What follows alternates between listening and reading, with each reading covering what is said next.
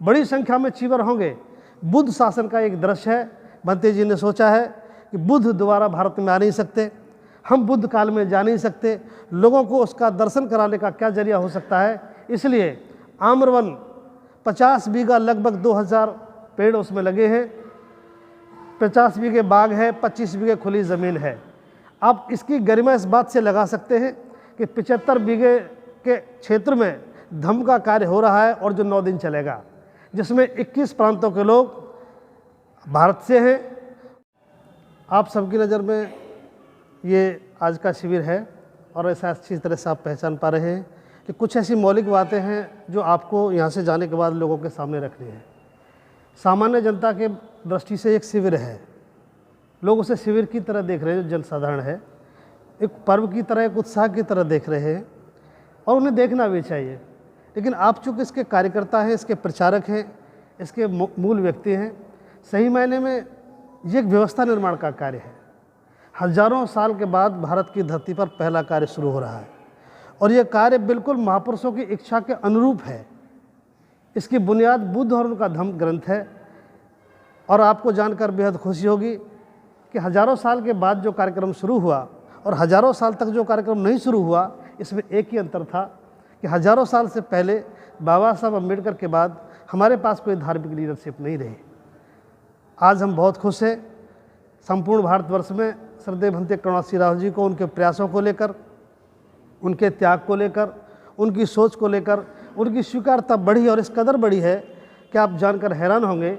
इस शिविर के लिए संपूर्ण भारतवर्ष के 21 राज्यों का यहाँ नाम दर्ज हो चुका है और मैं पूरे इत्मीनान के साथ ये बात बता रहा हूँ, ये पहला ऐसा आंदोलन है जब किसी आंदोलन में, धार्मिक आंदोलन में संपूर्ण भारतवर्ष के 21 राज्यों की बड़े भागीदारी हो।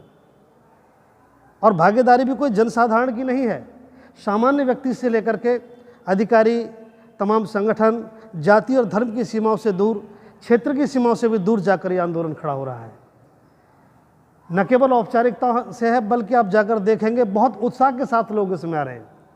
तो आपसे एक आग्रह है, लोग इसे शिविर के रूप में देख रहे हैं, सामान्य व्यक्ति एक उत्साह के रूप में देख रहे हैं, एक पर्व के रूप में देख रहे हैं। स्थानीय स्तर पर होने वाले कार्यक्रम को लोग अपने स्थानीय स्तर पर होने की इच्छा व्यक्त कर रहे हैं, लेकिन जो मूल कार्य है वो ये है कि ये एक व्यवस्था का निर्माण हो रहा है। आप कल्पना करें बुद्ध शासन का वो दृश्य जब हजारों से ज़्यादा संख्या में चीवर धारण करेंगे, विलुप्त होता हुआ चीवर। हर संवाद करने वाले व्यक्ति के मुंह से पहला संबोधन निकलता है कि भारत में धर्म विलुप्त हो रहा है, कौन से कारण है। उन तमाम पर ब्राह्म लगेगा। आज वही भारतीय कहेगा कि भारत में धर्म पनप रहा है। बड़ी संख्या में चीवर होंगे। बुद्ध शासन का एक दृश्य है। भंते जी ने सोचा है कि बुद्ध दोबारा भारत में आ नहीं सकते, हम बुद्ध काल में जा नहीं सकते, लोगों को उसका दर्शन कराने का क्या जरिया हो सकता है। इसलिए आम्रवन 50 बीघा लगभग 2000 पेड़ उसमें लगे हैं, 50 बीघे बाग है, 25 बीघे खुली ज़मीन है। आप इसकी गरिमा इस बात से लगा सकते हैं कि 75 बीघे के क्षेत्र में धम्म का कार्य हो रहा है और जो 9 दिन चलेगा, जिसमें 21 प्रांतों के लोग भारत से हैं। और जो इसका कार्यक्रम की गरिमा तो और बढ़ जाती है, जहाँ सारा देश ये कह रहा है, चिंता व्यक्त कर रहा है कि धम्म वास्तव में चिंता का कारण भी है। देश से धम्म विलुप्त हो रहा है, देश में धम्म की गरिमा गिर रही है।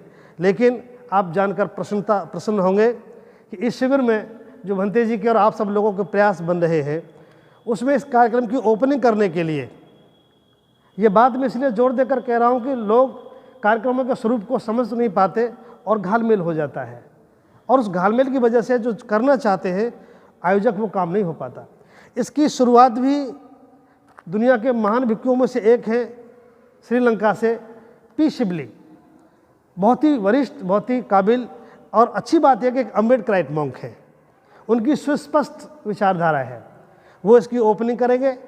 समापन के लिए बहुत ही विद्वान भिक्षु जो अपने आप में एक अंतर्राष्ट्रीय व्यक्तित्व है, भदंत नागार्जुन ससाई साहब, जिनका संपूर्ण जीवन भारत की धरती पर धम्म को स्थापित करने में लगा है, भले ही वो मौलिक रूप से जापान से है।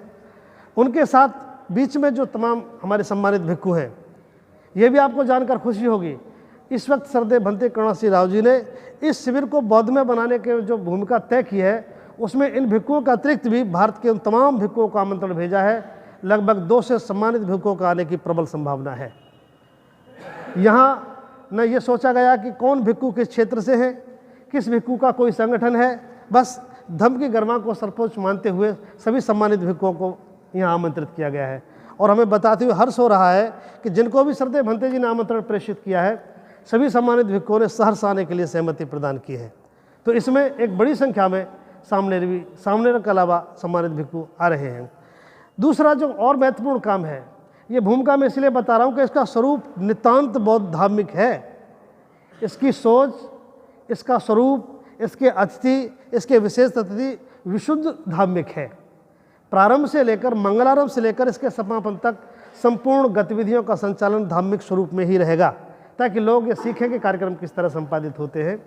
दूसरा, इसकी जो रचना है, भंते जी ने इस जमीन को इसलिए प्राप्त किया है, वहाँ एक नगर बसाया जा रहा है, उसका नाम होगा सावत्थी नगर।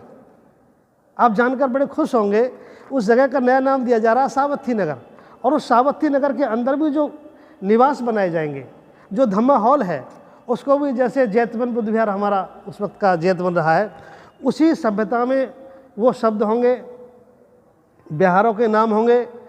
आप जाकर वहाँ का जो वातावरण देखेंगे, वो एक मूक शिक्षा का प्रदर्शन होगा। वहाँ कुछ न बताते हुए भी आप बहुत कुछ सीखेंगे।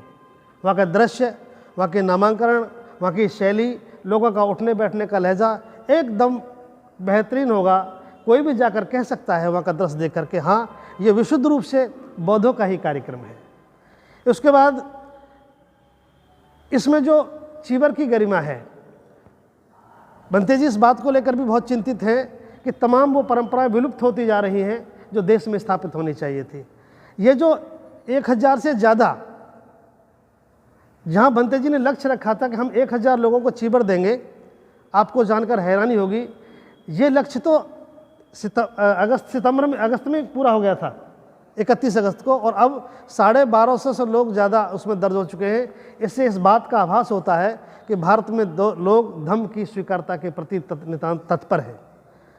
और वहाँ का जो नज़ारा है, भिक्खा पात्र बनवाए गए हैं।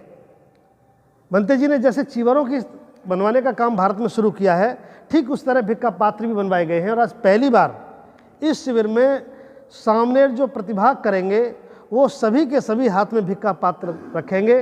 और न केवल भिक्खा पात्र रखेंगे, बल्कि 9 दिन तक भोजन करने की शैली ठीक उसी तरह होगी जैसे बुद्ध काल में हुआ करती थी। 25 बीघे ज़मीन में हर जगह हमारी बहनें, हमारी महिलाएं जो परिवार के साथ जाएंगी, वो भोजन लेकर टेबलों पर मौजूद रहेंगी। और भिक्षु चीवर में भिक्षु की गरिमा के रूप में भोजन की चारिका के रूप में जाएंगे और उसी शैली में भोजन ग्रहण करेंगे। भोजन कराने वालों को भी इस बात की अनुभूति होगी और एक भिक्षु को भी भोजन करने की ठीक से इसमें अनुभूति होगी। कुल मिलाकर के मैं संपूर्ण शिविर का अगर आज सारांश बताऊं, तो पूरा का पूरा शिविर बिना बोले एक शिक्षा का पूरा कार्यक्रम है। वहाँ देखकर, वहाँ करके सब सीखने की एक प्रक्रिया में रहेगा। इसके बाद जो बहुत ही सुंदर कार्यक्रम है, जो 9 दिन का जो कार्यक्रम है, पहले दिन केस कंपन है 31 तारीख को। जो भी लोग वहाँ इकट्ठा हो रहे हैं पूरे भारत से, 31 तारीख को केस कंपन की प्रक्रिया है। और केस कंपन की प्रक्रिया भी बिल्कुल धार्मिक तरीके से है। केस कंपन की प्रक्रिया पूर्णतः धार्मिक तरीके से है। उसके बाद 1 तारीख को चीवर की सेरेमनी है। चूँकि यहाँ सभी सम्मानित लोगों ने चीवर दान किया है, ये बात बताना बेहद ज़रूरी है कि आपने एक सामान्य तरीके से आज यहाँ चीवर दान कर दिया, उसकी धनराशि आपने दे दी। लेकिन बात यही ख़त्म नहीं हो रही है। बात यहाँ से शुरू हो रही है कि उस दिन 1 तारीख को 8:30 बजे वो सभी परिवार जिन्होंने चीवर दान किया है, वो वहाँ मौजूद रहेंगे। उनको चीवर आदरपूर्वक दे दिए जाएंगे। एक तरफ वो हज़ारों की संख्या में हमारे चीवर ग्रहण करने वाले लोग होंगे, एक तरफ वो दान पार भी जो आदरपूर्वक चीवर दान करेंगे। पहली बार चीवर देने का इतना सुंदर सेरेमनी आप देखेंगे। दोनों ही, एक तरफ चीवर देने वाले और एक तरफ चीवर देने वाले, दुनिया के महान भिक्षुओं की गरिमा में उपस्थिति में एक सुंदर सेरेमनी होगी। दोनों की अद्भुत अनुभूति होगी और ये पल हमेशा याद रखे जाएंगे। व्यवस्था निर्माण का कार्य वहाँ शुरू होगा। तो आपसे मेरा आग्रह है, ये आमंत्रण केवल आमंत्रण नहीं है, बल्कि आपके लिए एक बहुत गंभीर आमंत्रण है। आपकी सहभागिता नितांत आवश्यक है उस दिन भी जिस दिन आपका चीवर देना होगा। और शेष के जो 8 दिन हैं, 7 दिन जो टीचिंग होनी है वो बहुत अद्भुत है। पहली बार बुद्ध शासनकाल की तरह जैसे लोग भारत की धरती पर तक्षशिला नालंदा में शिक्षा ग्रहण करने आते थे, उसी के अनुरूप आप देखेंगे चीन, जापान, वियतनाम, ढाका, भूटान, श्रीलंका, कई देश के लोग शिक्षार्थी के रूप में उस शिविर में उपस्थित होंगे और 8 दिन तक बुद्ध की शिक्षा और सिद्धांतों का अध्ययन करेंगे। मैं समझता हूँ भारत की धरती पर ये बुद्ध की शिक्षा का पुनरुत्थान जैसा ही होगा, जो अपने आप में बहुत ही अद्भुत कार्यक्रम है। इसलिए कुल मिलाकर हम आपसे आग्रह कर रहे हैं कि ये शिविर सामान्य बात नहीं है। हजारों साल के बाद जैसा बाबा साहब चाहते थे वैसी व्यवस्था निर्माण का कार्य है। और आपको हम ये बधाई देते हैं कि आज भारत में हमें अब चिंता करने की ज़रूरत नहीं है। बाबा साहब अम्बेडकर के बाद देखें तो जैसे बाबा साहब अम्बेडकर का इस देश में आना हुआ, हम सारे लोगों का जीवन बदला। उनके बाद मान्यवर साहब काशीराम जी का इस देश में आगमन हुआ। साहब के त्याग और समर्पण से इस देश के लोगों का निज़ाम बदला, चूँकि वो एक नेतृत्वकर्ता के रूप में हमारे बीच में थे। हमारी तकलीफ ये थी कि हमारे पास नेतृत्व नहीं था। आज श्रद्धेय भंते करुणाशील जी के रूप में भारत के बौद्ध लोगों को एक नेतृत्व मिला है। हम आपसे अनुरोध करने आए हैं, ये गलती दोबारा नहीं होनी चाहिए। हम बिल्कुल बिना देर किए हुए इस आंदोलन में लग जाएं। याद रखना, आंदोलन किसी का इंतज़ार नहीं करता, वो आता और गुजर चला जाता है। जो लोग सजग होते हैं उस आंदोलन का हिस्सा बनते हैं और अपनी भूमिका तय करते हैं। जो किनारे खड़े रहते हैं वो रह जाते हैं। मैं एक बात बताते हुए, 1956 में बाबा साहब अम्बेडकर ने दीक्षा दी। साधन भी नहीं थे, लेकिन लोग पेट से रोटी बांधकर नंगे पैर भी लगभग 14 लाख की संख्या में नागपुर पहुँचे। धन्य है वो लोग जो पैदल चलकर पेट की रोटी बांधकर नागपुर पहुँच गए थे, हज़ारों किलोमीटर दूर। आज तक उसका गुणगान होता है। और किसी वक्त भी जो लोग चूक गए उस घटनाक्रम से, हमने वहाँ के नागपुर भी जाकर देखा है, वो लोग चूक गए, आज तक पश्चाताप करते हैं। हम आपसे अनुरोध कर रहे हैं, हजारों साल में कोई आंदोलन खड़ा होता है। आज भारत में आंदोलन ने करवट बदली है, धम्म दोबारा स्थापित हो रहा है। बाबा साहब अम्बेडकर जैसे महापुरुषों का सपना बनने की ओर है। आपकी जो भूमिका हो सकती है उस भूमिका को तय करें। जिनकी सामर्थ्य है, जिन्होंने चीवर देना था उन्होंने चीवर दे दिया। बात चीवर से ही ख़त्म नहीं हुई। हम आम जनता तक पहुंचना चाहते हैं। अपनी एक अवधारणा है, एक मुट्ठी आटा। आप सभी लोग, बुलंदशहर के लोग, चूँकि आपकी धरती पर कार्यक्रम हो रहा है, आप उसके मेज़बान हैं। आज से आप अभियान चलाएं। देखिए, वैसे तो पूरा देश आ रहा है, दुनिया के और लोग भी यहाँ आ रहे हैं, लेकिन उसका मेज़बान तो उत्तर प्रदेश ही है। उत्तर प्रदेश में भी वो जनपद जो निकट है और जनपद में भी वो लोग जो और निकट है। जैसे जैसे निकटता बढ़ती गई है, मेज़बानी का हक लोगों को बढ़ता गया है। आपसे निवेदन है, जिस दिन लोग 8 तारीख को लौटे बिलासपुर से, वो कहते नज़र आने चाहिए कि वाह, यहाँ के आयोजक बहुत बेहतरीन हैं, यहाँ के मेज़बान बहुत अच्छे हैं। उनके आदर में, उनके सत्कार में, उनके भोजन में, उनकी सेवाओं में, उनके उठने और बैठने में किसी तरह की बाधा नहीं होनी चाहिए। हजारों साल के बाद धम्म में लोगों ने भरोसा जताया है। हम चाहते हैं कि वो भरोसा बना रहना चाहिए।